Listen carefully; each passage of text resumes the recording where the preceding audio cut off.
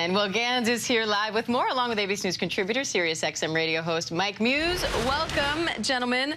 Mike, a lot of people are saying, yeah, Chiefs and Eagles, but Rihanna was the big winner last night. Not people, I'm saying. I mean, what a way to make a pregnancy announcement, Mike. I think that's the first time we've ever seen a pregnancy announcement happening on the Super Bowl. It kind of reminds me of that Beyonce moment at the VMAs. Yes. She kind of rubbed her stomach. There was no rubbing of any stomach. Rihanna was just like, it's here, this is my baby bump, and you're going to enjoy this performance along with us. Well, we also have to talk about that makeup moment. I mean, she stopped in the middle of the performance and touches up her makeup using her own makeup products. Rihanna, the mogul at work, but that's got to be another first. I mean, people are saying NFL now stands for National Fenty League, you know? She is a billionaire. She's built this brand. She took a break from music to build this brand and to become a mom, of course. But yeah, the fact that she pulled out the Fenty blotting powder, which retails for $34.99, in case you were wondering. Wow. Yeah. Investigative I was doing the journalism. research. If it's good enough for Riri, it's good enough for me. Mike, there was also a football game happening. The Kansas City Chiefs are now Super Bowl champions again. Yeah.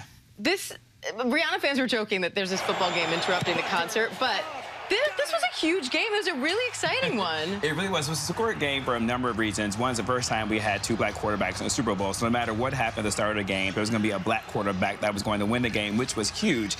This was also, too, a classic game that's going to be debated for a very long time to come, and particularly when it comes down to the call that happened within the 2 minutes. There's a holding call that was held in the Philadelphia Eagles in the 2-minute warning. Now, look, there was actually holding that did happen, but the rest were not calling any holding calls throughout the entire game except for one. And so for it to come down to that decision in the 2-minute warning, that's the kind of game when it's tied, you want to see the players and teams just play it out and see what happens, and not when it comes to that. But Jalen Hurts, wow. Jalen Hurts put on a performance. Jalen Hurts came into the Super Bowl, not being the underdog, but people question whether or not his throwing capacity could be accurate when it was. And let me tell you, he delivered. He had aggressive play calls. He was confident in his throwing ability. And the way that he converted fourth down conversion was absolutely unreal with that offensive line. But then Mahomes can never be counted out in any Super Bowl, in any game. It's even the second time. Even on one foot, the second time in the big show. And what really happened was in the fourth quarter, they scored 17 points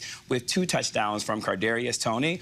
One wide open pass into the end zone, and then the second when Kadarius Toney set them up with the longest punt return ever in the Super Bowl to set up Sky Moore to win to have a touchdown wide open pass. The same play Kadarius Toney was as well. So an incredible classic game all around. And some of us watched the ads just as much, or maybe even more than the game. So, Will, what were your top picks there? Well, we saw a little bit of it in that package, right? Of course, Ben and Jen for Dunkin'. It was really a lot of Ben and his beloved Dunkin' Donuts brand, you know, the most Boston ad of all time. And, of course, we see J-Lo pulling up, wait a minute, this is what you're doing when you say you're working all day?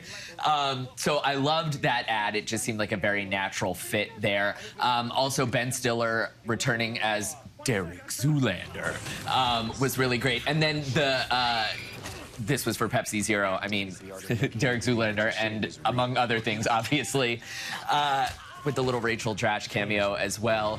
And huge night for movie trailers. I forget that the Super Bowl is like the Super Bowl of movie trailers, too. You know what I mean? We got to see Indiana Jones.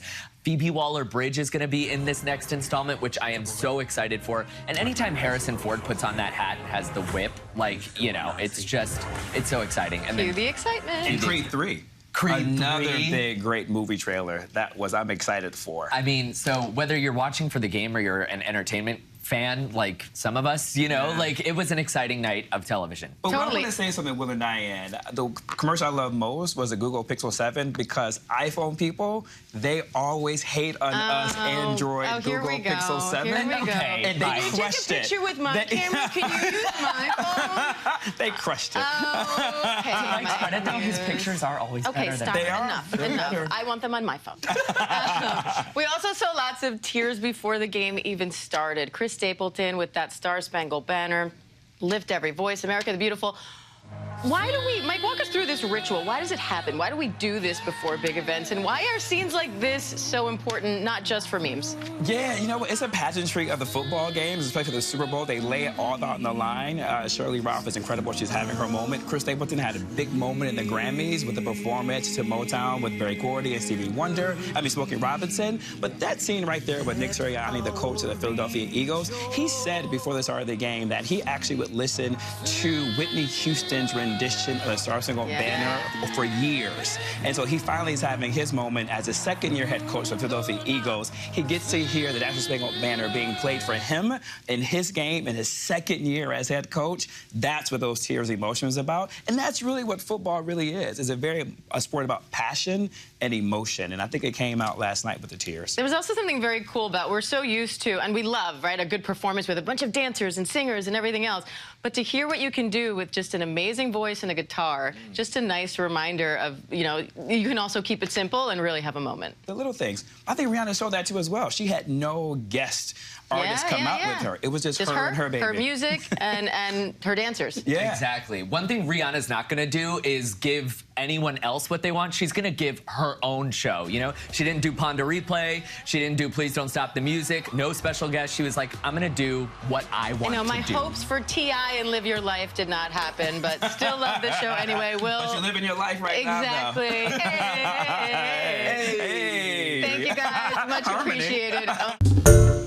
Hi, everyone. George Stephanopoulos here. Thanks for checking out the ABC News YouTube channel. If you'd like to get more videos, show highlights, and watch live event coverage, click on the right over here to subscribe to our channel. And don't forget to download the ABC News app for breaking news alerts. Thanks for watching.